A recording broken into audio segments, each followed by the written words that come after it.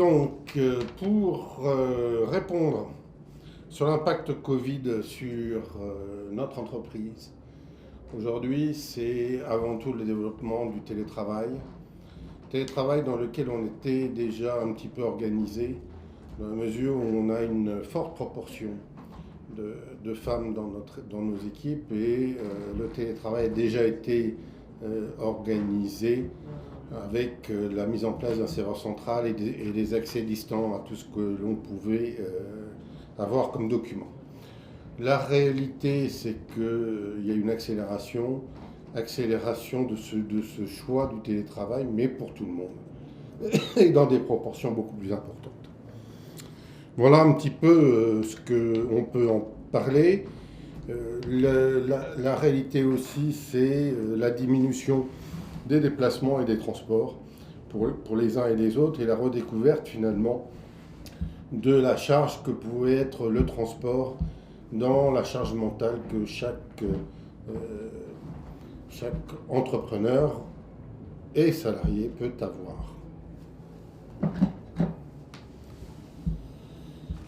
Les contraintes actuelles finalement sont relativement faibles pour nous puisqu'on est une structure qui est assez virtuelle, on représente 11 personnes et surtout des intellectuels. Donc on a une possibilité de travailler à distance et sous forme de téléconférence. La difficulté seule, c'est de pouvoir aller voir nos sous-traitants. Et nos sous-traitants qui sont répartis à travers le monde.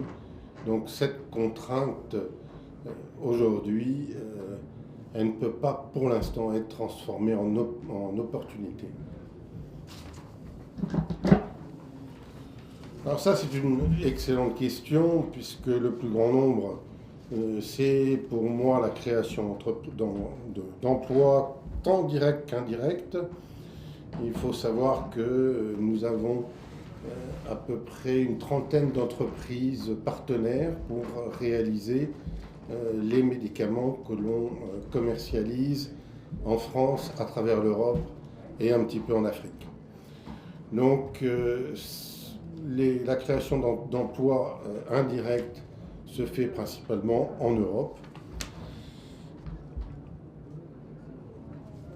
Mais derrière ce plus grand nombre, il faut aussi voir que les traitements réinstallés et recommercialisés dans ces pays permettent d'aborder une approche citoyenne, parce que derrière chacun des citoyens, on a des malades et souvent des familles de malades auxquelles on s'adresse directement avec un rêve ultime dans le domaine de la pharma.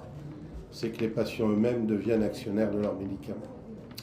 Voilà tout ce que j'ai à dire et je vous remercie de votre attention.